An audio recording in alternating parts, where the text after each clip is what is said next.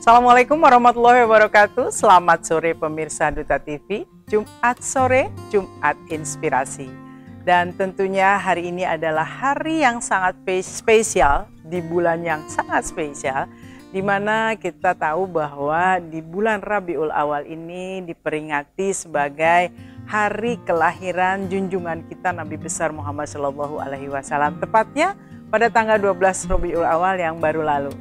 Kalau kita bicara sang junjungan kita, itu tidak bisa dinafikan lagi bahwa beliau adalah teladan dari segala teladan manusia. Ditinggalkannya lah jejak kebaikan untuk kita umatnya. Tetapi yang ingin kita soroti dari total banyaknya kebaikan, kita ingin tarik kekinian, dan saat ini sudah hadir bersama saya Rektor UIN Antasari, Profesor Dr. Haji Mujibur Rahman MA bersama saya. Selamat sore, Assalamualaikum. Assalamualaikum warahmatullahi wabarakatuh. Kita kembali memperingati bulan ya, karena kalau di Kalimantan Selatan lebih terasa ya, 1 bulan ini girohnya kecintaannya kepada Rasulullah. Yeah. Prof sendiri kalau melihat di Kalimantan Selatan, walaupun mungkin di daerah lain iya, cuma kalau saya melihat dan membaca kayaknya Banua kita tuh agak berbeda dalam kecintaannya dalam merayakan Maulidil Rasul ini, Prof. Iya, betul sekali. Di masyarakat Banjar itu peringatan Maulid ya, itu ramai di mana-mana. Di samping pembacaan syair-syair Maulid, kemudian ada ceramah agama dari berbagai perkumpulan di masyarakat, sampai juga di instansi pemerintah ya. Memang di sini itu di samping bulan Maulid, paling tidak setelah pengaruh guru sekumpul ya, itu ada juga pembacaan sholawat dan syair-syair Maulid itu rutin di luar bulan Maulid. Tapi kalau di bulan Maulid ya tiap hari. Dan lebih terasa gaungnya di mana-mana ya. Betul sekali. Baik, Prof, kita sih ingin tarik soal teladan dari Rasulullah kita. Iya.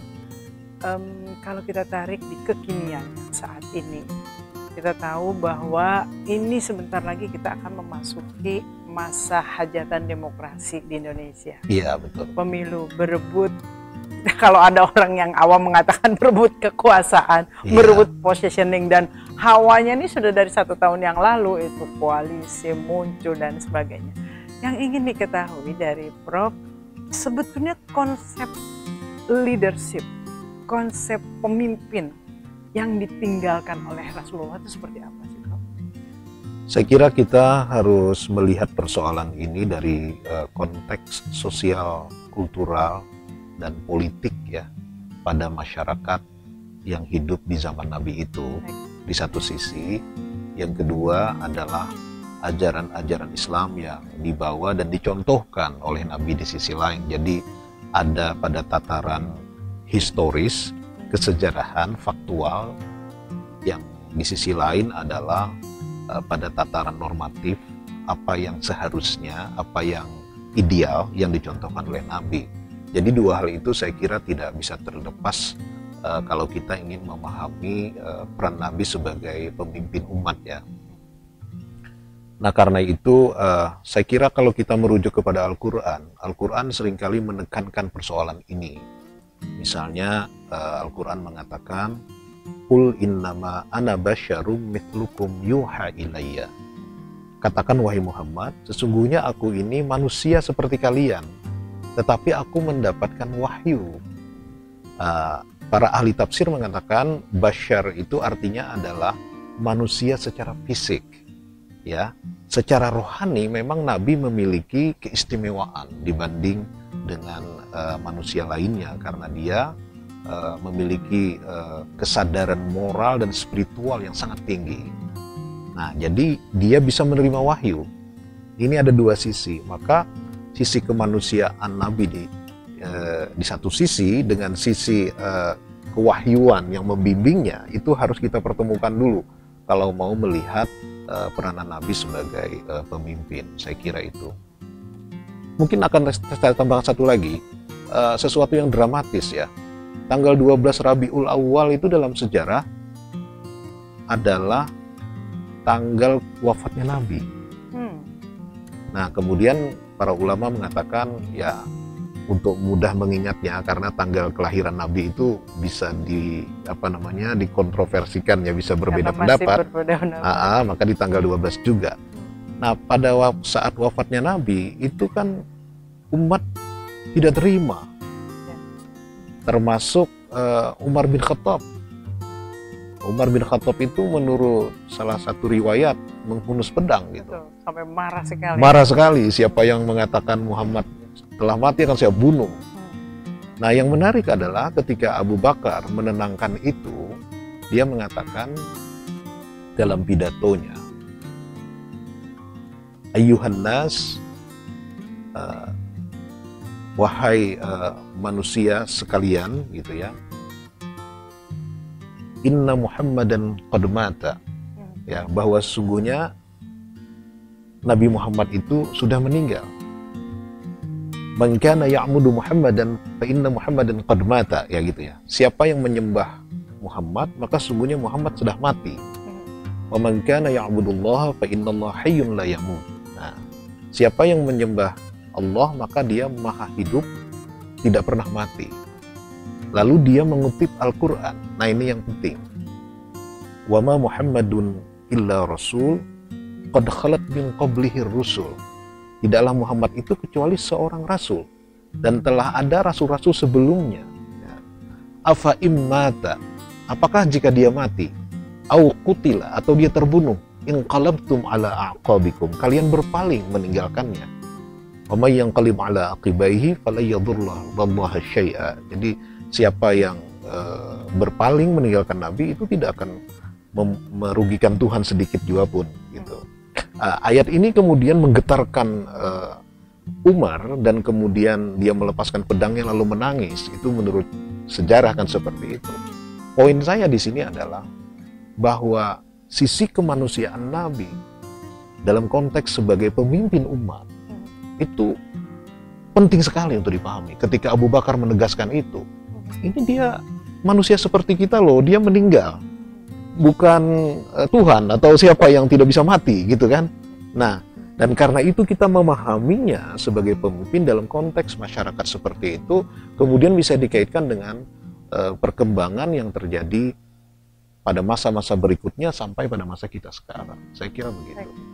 Nabi Muhammad pada masa-masa kejayaan Islam itu beliau kan sebagai khalifah di situ, menyatukan daerah-daerah atau wilayah-wilayah yang memang akhirnya berhasil diislamkan. Tapi kita ingin flashback dulu sedikit. Betul.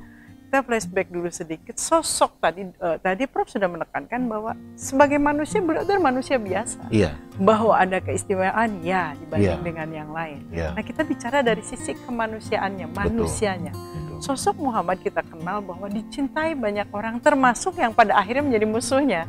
Sebetulnya kecintaan kepada sosok ini termasuk kan kayak beliau itu mendapatkan banyak kepercayaan, menjadi pemimpin dalam lingkup kecilnya gitu. Itu apa sebetulnya yang paling kalau pakai istilah anak sekarang itu DNA dan organik dari seorang Nabi besar Muhammad SAW ini? Mungkin kalau kita menggunakan istilah sekarang ada track record ya, rekam atau jejak digital gitu ya, walaupun belum dalam bentuk digital tapi kan dituliskan. Iya, gitu, rekam jejak kehidupan dia memang menunjukkan seseorang yang luar biasa dalam arti mengalami hidup yang tidak mudah, yatim kemudian piatu ya, lalu hidup di masa kecilnya bersama kakeknya sebentar, lalu kemudian diasuh oleh pamannya yang punya banyak anak dan tidak kaya, relatif miskin, Abu Thalib itu, dan dia kemudian bekerja sebagai pembantu dalam karavan perdagangan Abu Thalib ya. Dari kisah itu kita pertama bisa melihat bahwa Nabi Muhammad betul-betul memahami kehidupan orang kecil, orang miskin, bekerja keras juga. Di sisi lain dia memiliki integritas, yang memiliki kejujuran. Yang paling terkenal itu ketika batu Hajar Aswad itu kan, yang kemudian ketika banjir dia keluar dari Ka'bah, lalu orang berebut siapa yang Meletakkan. meletakkan. Nah, itu sejarah sangat luar biasa direkam oleh masyarakat Arab ya. Dan beliau kemudian orang pertama datang ke masjid yang dipercaya untuk meletakkan itu, tetapi dengan bijaksana dia meletakkannya di atas serban, lalu yang lain-lain diajak. Itu wisdom ya, kebijaksanaan seseorang. Ini saya kira satu rekam jejak yang diakui oleh semua orang memang pada saat itu. Dan karena itu wajar kalau kemudian dia diberikan titel Al-Amin ya, orang yang dipercaya. Dan karena itu wajar juga kalau dia kelak menjadi pemimpin ya. Kalau orang tidak punya rekam jejak yang jelas kan ya nggak jelas juga. Bagaimana dia memimpin? Iya, itu yang pertama ya. Kemudian yang kedua, kita tahu bahwa Nabi Muhammad itu tadi hidupnya relatif susah ya. Tapi kemudian dia mendapatkan istri yang setia dan kaya raya. Setelah itu hidupnya nyaman, dia bahkan bisa mengajak sepupunya untuk tinggal bersamanya, Ali bin Abi Thalib ya, karena dia secara ekonomi lebih nyaman ya. Nah, di sini kita lihat Al-Qur'an menceritakan tentang itu, misalnya alam yajidka yatiman fa'awa, wajadaka dhalan fahada, wajadaka a'ilan fa'aghna, gitu. Tidakkah kamu ingat bahwa Tuhan menemukanmu dalam keadaan yatim, kemudian dia berikan kamu tempat tinggal ya. Lalu dia temukan kamu dalam keadaan bingung, lalu dia kasih petunjuk kepadamu. Dia temukan kamu dalam keadaan miskin ya, lalu kamu menjadi kaya. Itu Nabi diingatkan dalam surah itu tentang kehidupan dia sendiri. Nah, apa sebenarnya sindirannya? Karena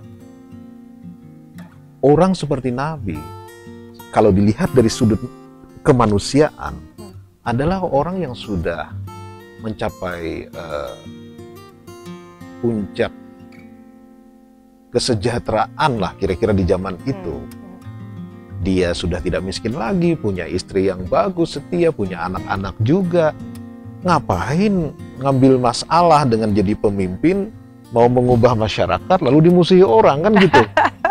Dan hartanya harus habis untuk itu. Iya. Nah, maka dari itu ada memang kontroversi ya soal riwayat-riwayat ini. Tapi para penulis sejarah selalu memasukkan riwayat itu. Misalnya soal bahwa Nabi ketika menerima wahyu pertama, dia gemetar, dia ketakutan, gitu ya. Sampai Jibril itu mendekap dia beberapa kali. Dan setelah dia menerima itu, dia keluar dari Gua Hira, dia melihat sosok Jibril yang besar sekali, dimanapun dia melihat ada itu, dan dia mengatakan, kau adalah utusan Tuhan, gitu. Nabi itu masih ketakutan, gitu ya. Ini bisa dimaknai macam-macam. Ada yang memaknai negatif, tapi kalau saya melihat itu mungkin suatu pelajaran buat kita bahwa Nabi menyadari tanggung jawabnya itu besar sekali. Besar, iya, itu, ketakutannya itu di situ. Dan itu sisi manusiawinya kalau saya memahaminya ya. Artinya di sini dia bukan orang yang ingin mencari jabatan, bukan. Tapi ketika itu ditunjuk, pertanyaannya bagaimana ya saya melaksanakan ini. Dan cerita itu kan berlangsung kemudian sambungannya ketika dia pulang, istrinya ngasih selimut ya. Lalu dia cerita itu kepada istrinya, kepada siapa lagi kalau bukan kepada istri. Istrinya kemudian menemui Waraqah bin Naufal, adalah sepupu dari Nabi, sepupu dari Khadijah yang tahu tentang kitab-kitab sebelumnya dan seterusnya.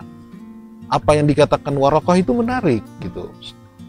Selain dia menegaskan bahwa Jibril itu adalah yang menemui para nabi sebelumnya, dia mengatakan, kau akan nanti dimusuhi, kau akan disakiti, kau akan diusir. Seandainya aku masih hidup pada masa itu, aku akan membelamu. Ini poin penting menurut saya. Jadi kau jadi pemimpin kau harus siap tuh. dengan resiko. Iya. Oke. Dan dia Nabi pun menyadari itu, karena ketika dia mau menerima itu dia kan ada keraguan, ketakutan gitu. Dan ini beda banget dengan kita kan, kalau dapat jabatan lalu selamatan gitu kan. Ngajar. Baik, kita tahan sampai di situ. Bagaimana sebetulnya sejarah mencatat bagaimana seorang nabi yang dalam sisi lain juga dikatakan sebetulnya beliau memang sudah disiapkan dari mulai kelahirannya sampai akhirnya menerima wahyu ya, tetapi ada sisi kemanusiaan yang tetap muncul. Ada ragu, takut, memerlukan support system, itu support system seorang istri yang luar biasa.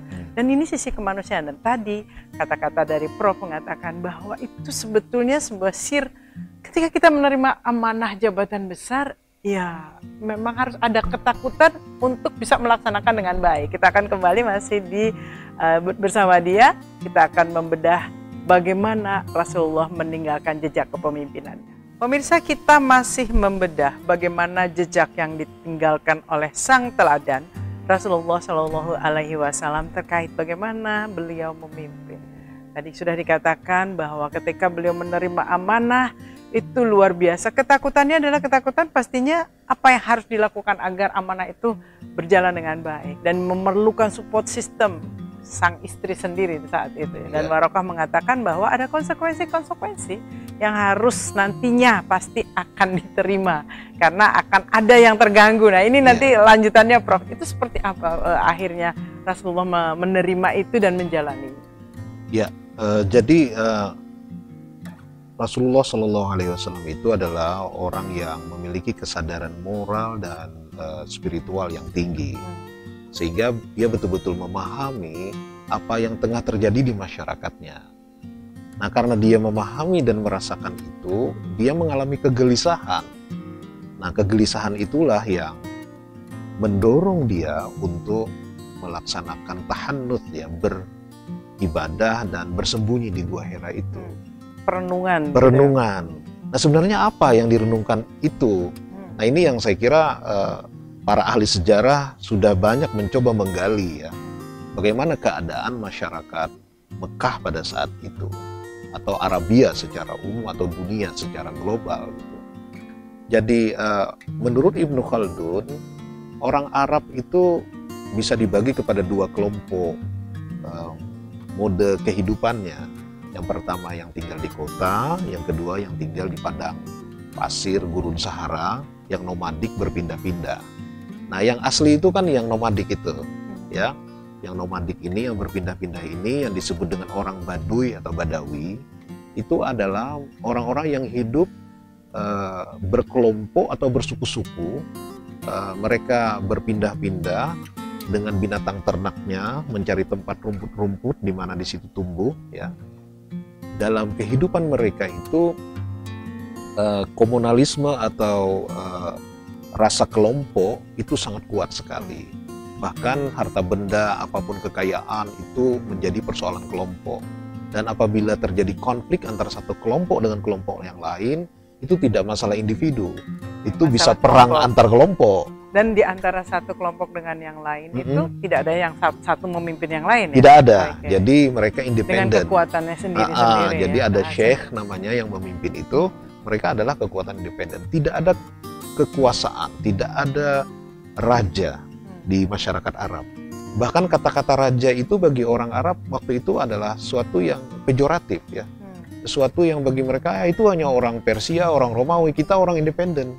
Gitu, mereka nggak suka dengan kata-kata itu. Mereka kekuatan kelompoknya hanya di kepimpinan sukunya itu saja. Betul sekali. Nah, lalu masyarakat ini sebagian ada yang tinggal di kota. Nah, di kota seperti Mekah, ternyata kemudian mengalami transformasi ekonomi, ya. Karena Mekah adalah salah satu persinggahan penting dalam rute perdagangan dunia pada saat itu. Dari utara ke selatan, selatan ke utara, utara di situ ada Syria, ya, yang Bizantium, kerajaan, terus di bawahnya ada Yaman, ya, lalu sebelahnya lagi ada kerajaan Persia, ke bawah kita lagi, ke bawah kalau kita adalah Samudra Hindia, ya. Dan itu sudah tercatat di pusat sejarah dan perdagangan ya, memang di titik-titik itu. Dan juga ada kontak dengan Cina, ya jangan lupa, karena itu ada hadis terkenal, tuntutlah ilmu sampai ke negeri Cina. Orang Cina lebih dulu Islam daripada kita. Karena sudah mengenal juga sebenarnya connecting di situ ya. Nah, dalam kehidupan yang komersial, kehidupan perdagangan itu polanya agak berbeda dengan masyarakat yang tadi komunal. Dalam perdagangan terjadi persaingan. Dalam perdagangan orang memiliki hak milik terhadap harta sebagai pribadi, kemudian ada kompetisi, juga ada penumpukan kapital ya, penumpukan modal. Siapa yang besar modalnya itu bisa memonopoli bisnis ya. Dan networknya itu mendunia ya, itu Betul. tadi ke titik-titik itu mendunia. ya, bukan hanya antar di Jazirah Arab Betul saja. sekali. Nah, jadi inilah yang kemudian melahirkan ketidakadilan di masyarakat. Positioning Nabi saat itu. Ya. Kan beliau sudah mulai berdagang nih ya. Betul. dengan Khadijah dan Betul. berarti juga sudah menjadi pedagang internasional dalam tanda kutip di situ Pasti, ya. ya jelas sekali. Dia pedagang besar lah. Betul, begitu, dan ya. dia paham betul perubahan itu. Hmm. Dia merasakan betul karena dia kan tadi dari anak yatim ya, terus jadi pembantu dalam perdagangan. Konon waktu dia berdagang dengan Abu Thalib itu, tugas dia sebenarnya adalah menjaga unta-unta itu. Makanya ketika pendeta Bahira itu mencari orangnya, mana ini? Kalian ini kok tidak lengkap ini katanya. Karena dia cari di wajah-wajah orang yang dikasih makan sama dia itu, yang mampir di tempat dia ya, tempat dia beribadah itu tidak ada orang yang dicari, ada ciri-cirinya itu. Ternyata mojok nungguin unta Itu gitu ya. betul. Okay. Nah itu, jadi dia bukan orang yang waktu itu diagung-agungkan ya, anak yatim kan. Nah, jadi cuma memang dipercaya, disayangi banyak disayangi orang banyak begitu. orang. Nah disinilah saya kira dia paham betul perubahan ini secara manusiawi ya, kita bicara ya, dia paham betul apa yang tengah terjadi di masyarakat Arab pada saat itu. Nah, apalagi menyaksikan misalnya satu, ada pedagang yang lebih kaya dan memonopoli dengan hidup yang hedonistik. Kaya semakin kaya aja sama seperti saya. Yang biasa ya akan di situ saja, yang miskin tambah miskin. Betul. Begitu. Dan itu kondisi di sana. Kondisi di sana seperti itu. Lalu ada perbudakan juga. Nah, di sini kita lihat misalnya Al-Quran menceritakan itu dengan gamblang sekali. Tapi pada saat itu apakah ada pemimpin? Tadi kan kalau yang masyarakat Baduy kan tidak ada, hanya persuku. Kalau di Arab, di Mekah yang saat itu sudah metropolis, itu apakah ada raja atau ada pemimpin? Tidak ada, yang ada pemimpin-pemimpin suku. Sama lalu pemimpin-pemimpin suku pemimpin ini, bisnis berarti ya ada. Mereka berkumpul dalam satu kelompok yang namanya Al-Mala ya. Al-Mala ini semacam ya kumpulan para pemimpin senat lah kayak bahasa sekarang itu. Artinya hampir sama sebetulnya dengan Baduy ya. Cuma ini lebih elit elit perdagangan. Elit ini yang memimpin ya. Nah, jadi kalau kita lihat pesan-pesan Al-Quran di periode Mekah itu sangat mewakili keadaan ini. Misalnya gini, Al-Quran mengingatkan tentang orang yang mengakumulasi modal, ya. Alhaakumut takatsur hatta zurtumul maqabir. Telah membuat kau lupa berbanyak-banyak dengan harta sampai kau nanti masuk ke dalam kubur misalnya, ya. Itu wailul likulli humazatil lumazah alladzi jama'a malan wa 'addada. Itu celaka bagi orang yang suka mengumpat dan mencaci maki ya. Siapa mereka itu? Orang yang mengumpulkan harta dan menghitung-hitungnya. Nah, ini ada kritik terhadap orang yang kaya, orang semakin kaya itu ya, semakin kaya itu gitu. Karena segala peluang mereka yang ambil begitu. Iya. Karena infonya ini relate dengan sekarang loh. Iya, betul. Artinya ada kondisi itu. Benar sekali. Nah, di sisi lain Nabi mengingatkan, ayat-ayat Quran mengingatkan ya. Fa ammal yatima fala taqhar wa ammas sa'ila fala tanhar ya. Anak yatim itu jangan kau hardik, orang yang minta-minta jangan kau sakiti dan seterusnya. Jadi ada pembelaan kepada kaum yang lemah. Nah, lalu Nabi mengajarkan bahwa manusia itu sama di hadapan Tuhan. Bahkan hamba sahaya, sesungguhnya hamba itu hanyalah hamba Allah, tidak ada hamba manusia. mereka dilahirkan dalam keadaan merdeka. Meskipun Nabi tidak bisa langsung menghapuskan perbudakan, tetapi ajaran Islam sangat menganjurkan orang untuk memerdekakan budak. Nah, ini ajaran-ajaran tauhid, ajaran-ajaran tentang persamaan manusia, ajaran tentang keadilan sosial, ini yang mengganggu kemapanan karena para elit. kayak membebaskan budak itu bagian dari harta mereka kalau di Betul mereka sekali. itu mengganggu sekali. Mengganggu. Disamakan dengan kelas bawah pasti nggak mau Nggak ya. mau, nggak Orang mau. di bawah mungkin senang-senang saja Iya, ya. itulah. Oke. Makanya muncul ajaran Nabi tentang zakat, bahwa wa fi amwalihim haqqul lis-sa'ili wal mahrum. Di dalam harta mereka yang kaya itu ada hak bagi orang peminta-minta dan orang yang tidak punya. Al-Quran mengatakan bahwa zakat itu diwajibkan likaila takuna dulatan bainal aghniya'i minkum, supaya harta itu jangan hanya berputar-putar di kalangan orang-orang kaya saja. Ini kan kritik yang luar biasa. Keadilan sosial iya, ya, ini yang dibawa Nabi. Gimana nggak marah? betul. Ya kan? Jadi ini bukan sekedar agama dalam arti spiritualitas. Yes, itu sudah jelas.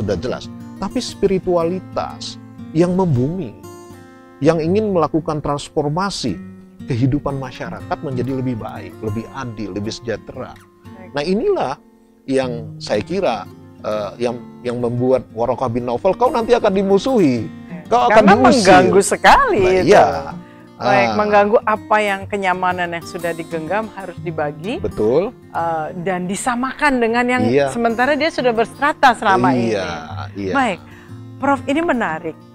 Kita banyak juga para ulama membahas Iya. detailnya bagaimana beliau. Tapi mungkin di kesempatan yang sempit ini, Iya. yang ingin digali adalah penuh perjuangan. Pada akhirnya Rasulullah bisa menegakkan itu, walaupun dengan payah sekali. Iya. Ketika dimusuhi ada masa-masa keteguhan-keteguhan seperti apa yang pada akhirnya kan tadi bahwa kelompok elit itu juga sama lah dengan kelompok yang di Baduy, itu juga tidak ada pemimpin yang sifatnya memang per kelompok saja. Pada akhirnya kan harus ada satu orang yang disebut dengan khalifah saat itu. Iya.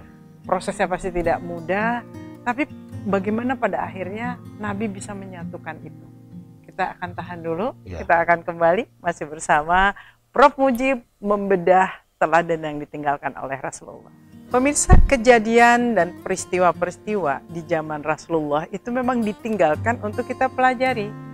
Dan itu kalau tadi Prof sudah menjelaskan, sebetulnya banyak yang relate sekali dengan kondisi sekarang. Ada kondisi ketidakpastian, lalu muncul sosok pemimpin yang bisa menyatukan. Nah, yang ingin kita gali di jam-jam yang sempit ini kita ngobrolnya adalah pasti sulit dimusuhi dan kita sudah tahu sejarahnya seperti apa. Ketika pada akhirnya Rasulullah bisa menjadi pemimpin umat pada saat itu, sebetulnya cut off dari prosesnya itu seperti apa, dan setelah berada di atas bagaimana beliau memimpin itu, termasuk adalah memimpin mereka yang mungkin tidak masuk Islam juga gitu, tapi juga mungkin punya kemampuan tadi karena kan punya kemampuan bisnisnya, linknya dan lain-lain.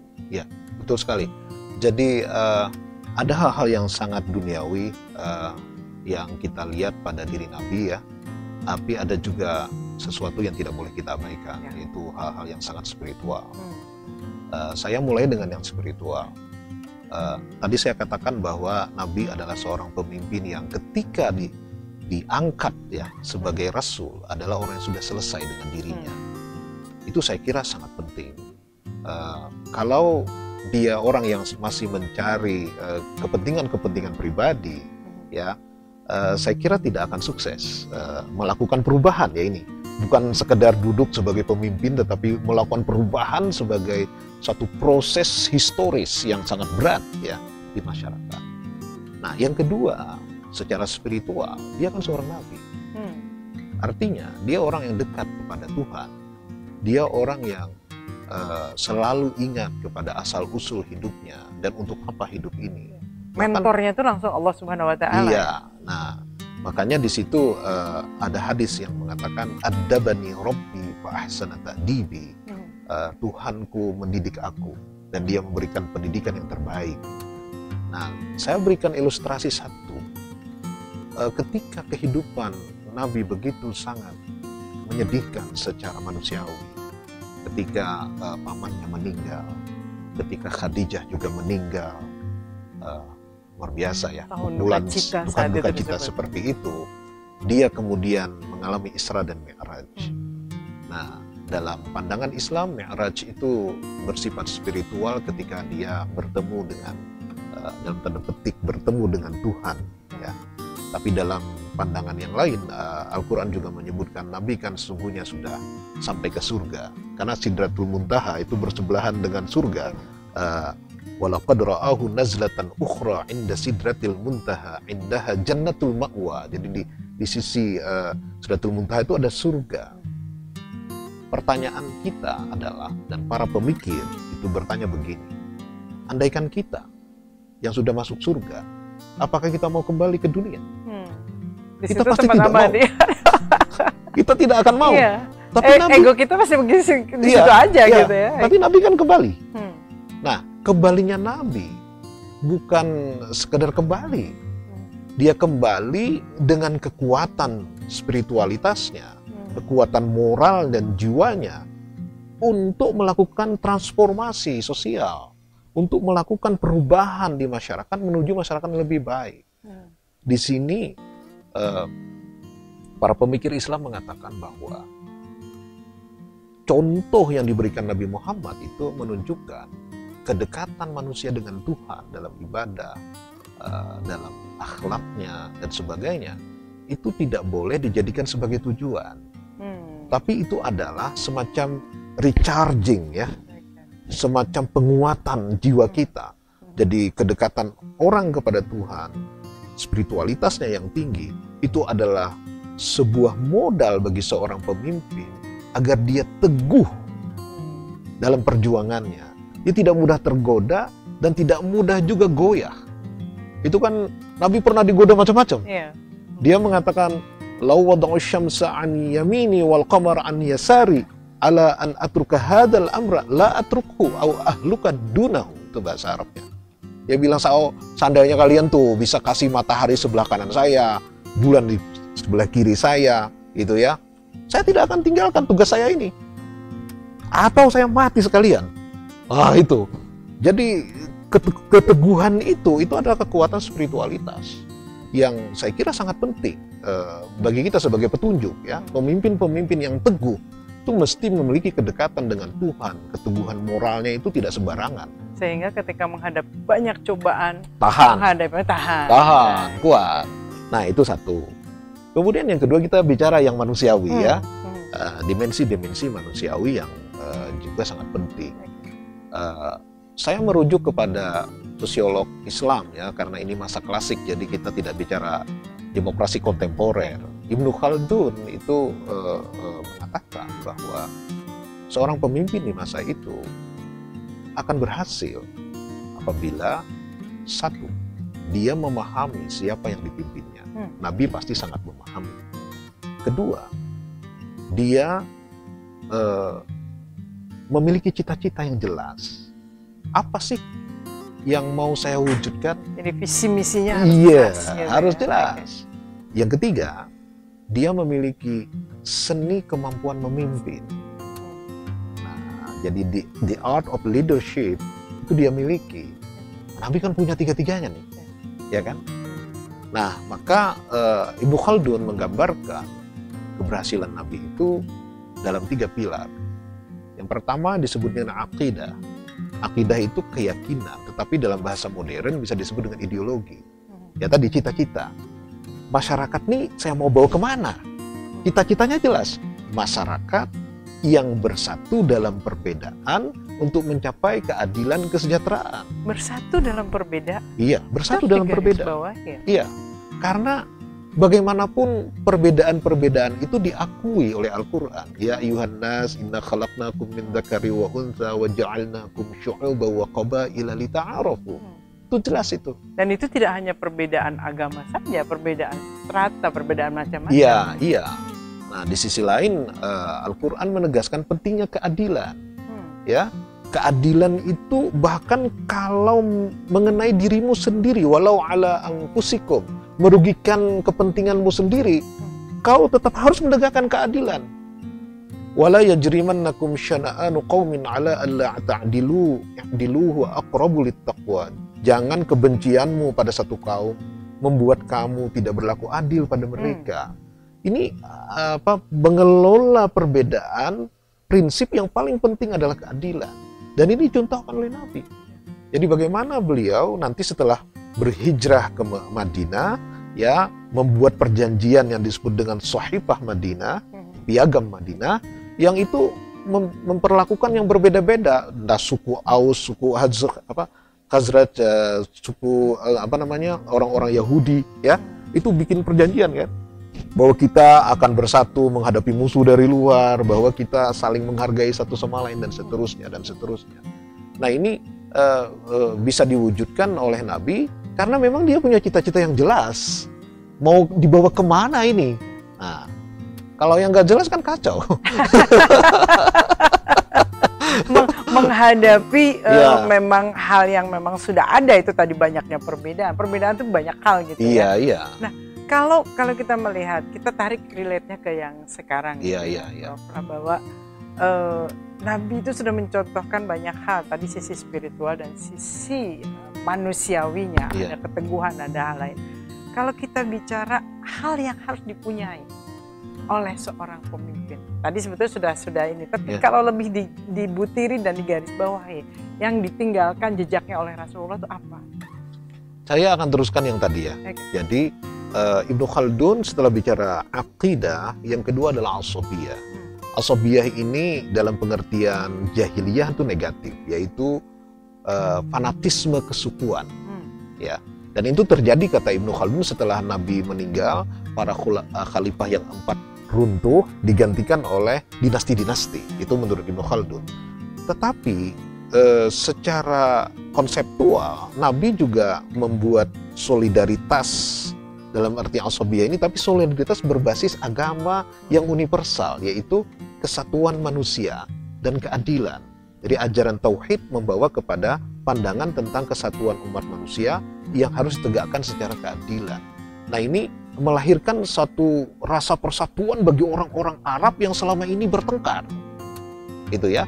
Dan persatuan ini terlahir itu setelah Nabi di Madinah.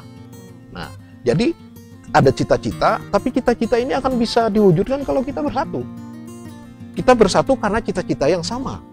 Ya, undang-undang dasar kita kan itu cita-cita memajukan kesejahteraan umum, mencerdaskan kehidupan bangsa, dan seterusnya. Saya sama dengan ini juga.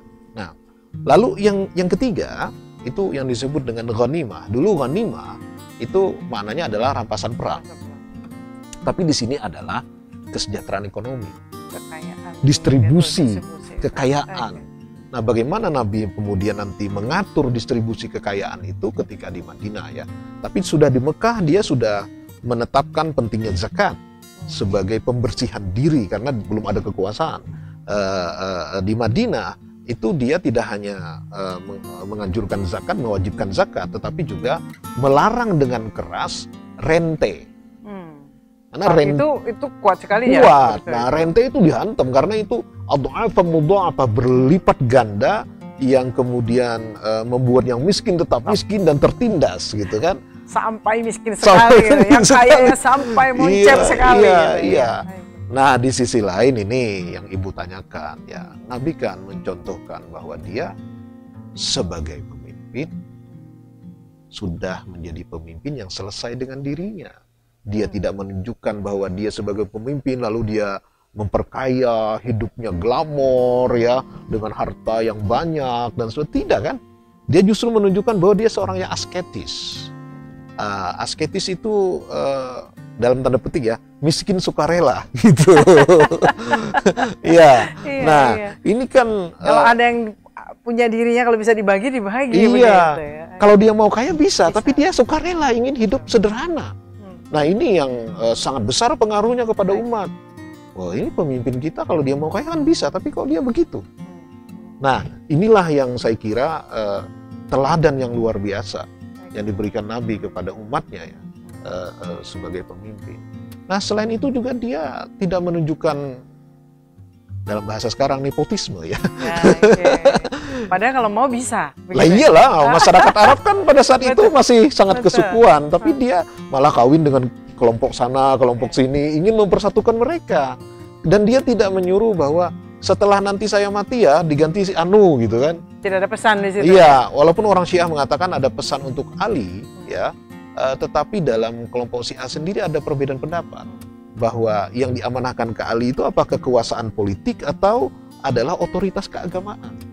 Nah, ada kelompok Syiah yang mengatakan itu hanya otoritas keagamaan. Yang politik ya bisa dapat bisa enggak, gitu ya. Nah, sehingga kalau di Sunni sudah jelas tidak ada wasiat, tidak ada pesan itu. Maka Robert Bellah itu yang sering dikutip oleh almarhum Nur Khalis Majid ya, seorang sosiolog Amerika Serikat, dia mengatakan it was too modern to succeed. Jadi negara dalam tanda petik yang didirikan Nabi itu terlalu modern untuk bisa sukses bertahan. Kan nanti tuh runtuh digantikan oleh sistem dinasti yang sangat nepotis, ya. Dan Tapi, itu sudah menunggu gitu ya. Sudah menunggu saatnya, ya kan. Okay. Nah, tetapi bagaimanapun itulah sebuah contoh. Makanya siapapun penulis sejarah hidup Nabi, itu dia mengatakan bahwa inilah tokoh spiritual yang sukses di dunia di dunia politik ya. Jadi kenapa Michael Hart mengatakan dia adalah tokoh terbaik 100 dunia dari 100 tokoh itu karena dia bukan hanya pemimpin agama tapi juga pemimpin politik. Jadi kekuasaan ini bisa diarahkan untuk mencapai cita-cita keagamaan yang digariskannya. Nah, kan ada orang yang bisa nasihat aja, tapi nggak punya kuasa dan tidak punya pengalaman itu. Iya. Kalau Nabi kan pengalamannya itu ibaratnya itu sebagai pemimpinnya, sebagai pedagang ekonominya ada. Artinya semua ada basic. Betul sekali. Sangat menarik bahwa pada akhirnya ketika kita bicara politik kekuasaan, tadi kesejahteraan perekonomian, artinya kekayaan ada di situ. Sementara Nabi sendiri memilih jalan bahwa tadi miskin sukarela itu, tapi kan tidak melarang sahabatnya untuk makmur, tapi untuk mendistribusikan dengan baik. Betul. Kita akan bahas ini karena keseimbangan politik kekuasaan itu dengan perekonomian. Negara kan kalau miskin itu juga dikooptasi oleh negara yang kaya. Nah ini apa yang harus dilakukan dan contoh apa sebetulnya yang dilakukan oleh Nabi untuk kondisi ini. Kita akan kembali masih dengan Prof. Muji. Pemirsa, tadi Prof sudah mengatakan the art of leadership yang ditunjukkan oleh sosok besar, bahkan Michael Hart juga mengatakan nomor satu di antara 100 tokoh besar dunia. Jadi memang Rasulullah ini diakui sekali lagi tidak hanya kecintaan kita yang orang Muslim, tetapi yang non Muslim yang mau berpikir secara ilmu itu tahu bahwa kekuatannya luar biasa pada zaman itu yang sebetulnya apa yang ditinggalkan relate sampai sekarang. Nah, bicara tadi kepemimpinan, kaitannya pasti kalau di sekarang kepemimpinan itu ada yang kekuasaannya di situ. Ada perekonomiannya karena ada kesejahteraan yang harus diperjuangkan dan ada hal-hal lain. Menurut Prof, sebetulnya satu kesatuan sebuah kekuasaan tadi, sosok pemimpin yang punya visi misi agar bisa sukses itu faktornya apa saja itu?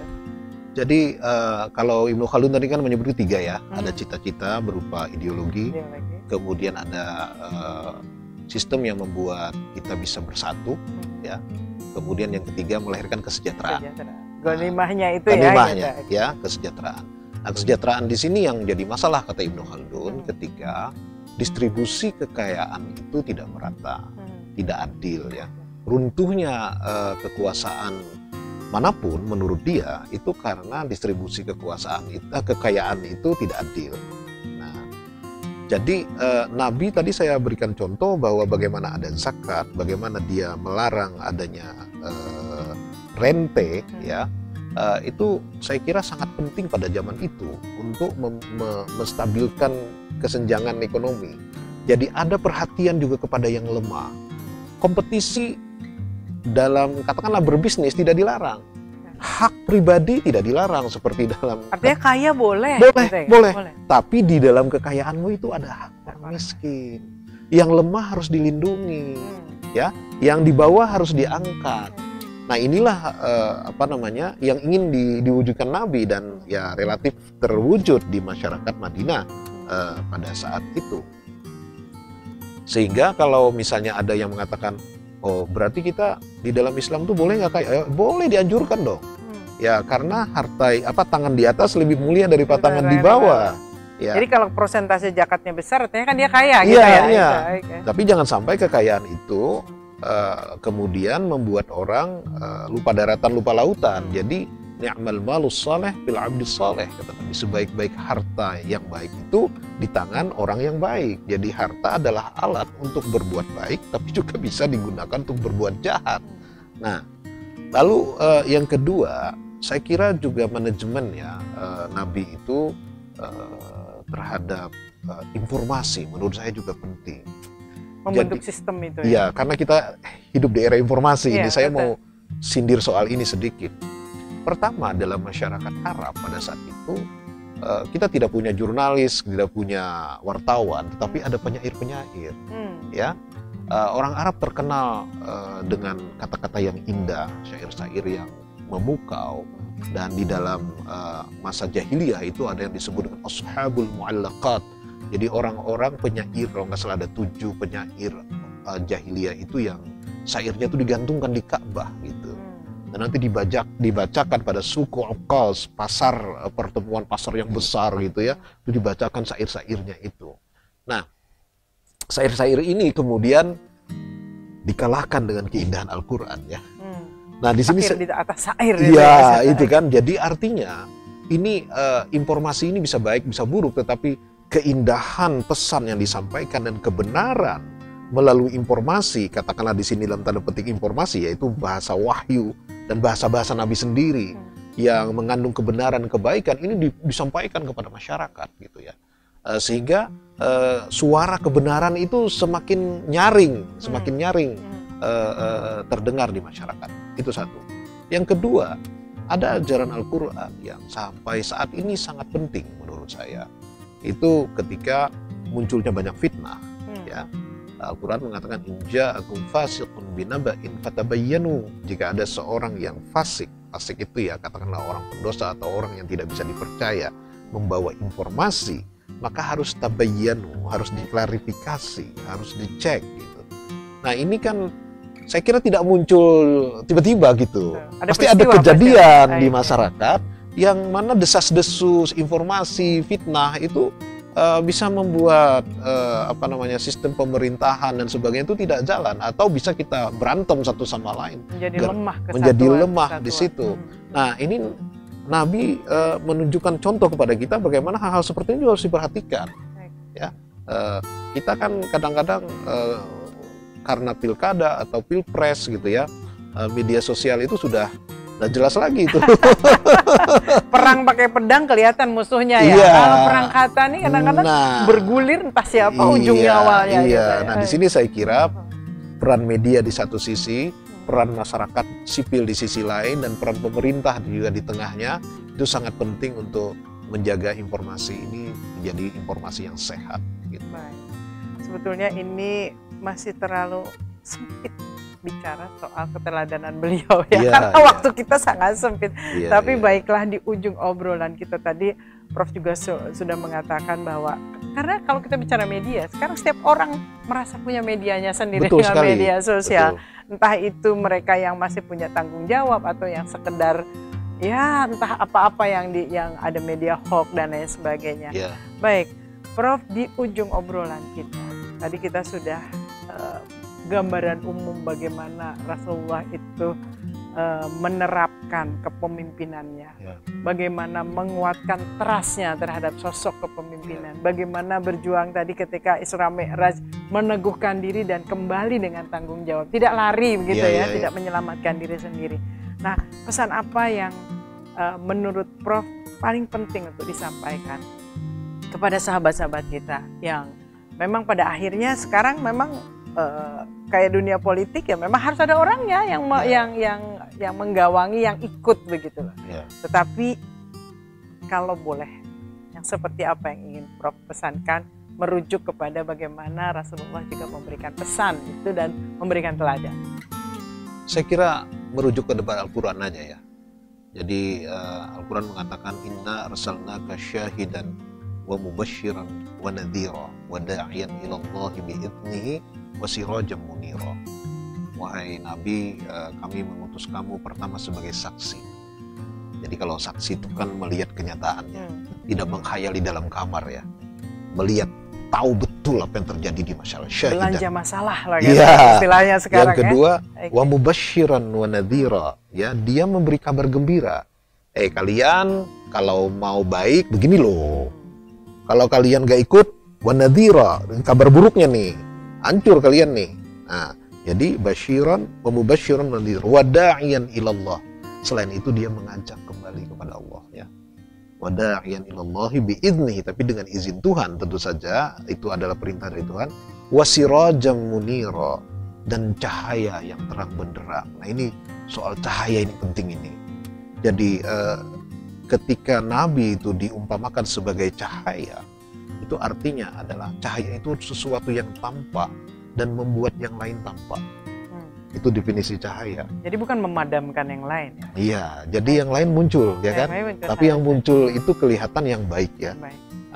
Karena cahaya juga didefinisikan oleh para filosof muslim sebagai permisalan dari wujud melawan adam. Jadi ada melawan tiada. Ketiadaan itu seperti kegelapan, ada itu seperti cahaya. Nah, jadi kita ini betul-betul ada kalau kita hidup dalam kebaikan dan kebenaran. Nah, itu kemudian lalu bisa ditarik Nabi sebagai rahmat bagi semesta alam ya, bahwa Nabi itu adalah uswatun hasanah ya, contoh dan teladan yang terbaik bagi kita, dan adalah sosok yang sangat pantas sekali untuk dicintai. Jadi kenapa Nabi mengatakan la yu'minu ahadukum hatta akuna habba ilaihi min waladihi wa walidi wan nasi ajma'in. Tidak sempurna iman seseorang itu kecuali aku ini lebih dicintai olehnya ya, dari anaknya, dari orang tuanya, bahkan dari seluruh umat manusia. Itu baru sempurna iman kita. Apa maksudnya? Saya nafsirkannya, maksudnya adalah kecintaan kita pada kebaikan, pada kebenaran yang embodied gitu ya dalam diri Rasulullah gitu, sebagai pemimpin, sebagai tokoh spiritual, sebagai pembimbing dan seterusnya. Jadi kecintaan kita pada kebenaran, kebaikan, keindahan itulah yang harus wujud di dalam diri kita sebagai umatnya. Ya. Baik, itulah yang ditinggalkan teladannya. Ya. Mudah-mudahan para calon pemimpin kita bisa meneladaninya. Amin. Kita tahu bahwa persaingan ketat ini, Prof. Yeah. Persaingan ketat, dan kita tetap berharap betul bahwa Indonesia ini kan beragam. Tapi Rasulullah juga mencontohkan bagaimana merangkul yang beragam. Begitu ya. Mudah-mudahan pesta demokrasi kita menjadi betul-betul pesta yang menggembirakan. Muncul pemimpin yang punya visi misi, menyejahterakan masyarakatnya, punya sistem yang bisa membawa negara ini menjadi negara yang bisa tegak dalam, jadi kepala kita tegak, nggak munduk gitu. Terus. Baik Prof, terima kasih sudah sharing. Kita sama-sama, diingatkan untuk mencintai teladannya dan sosoknya. Diingatkan juga bahwa ada loh pegangan untuk kita berjalan saat ini, yaitu apa yang sudah ditinggalkan oleh Rasulullah. Terima kasih, selamat sore. Assalamualaikum warahmatullahi wabarakatuh. Waalaikumsalam warahmatullahi wabarakatuh. Pemirsa, mencintai Rasulullah adalah mencintai yang Maha Penciptanya. Karena itu menjadikannya sebagai teladan, menjadikannya sebagai rujukan adalah yang terbaik. Saya Diana Rusyanti, sampai jumpa.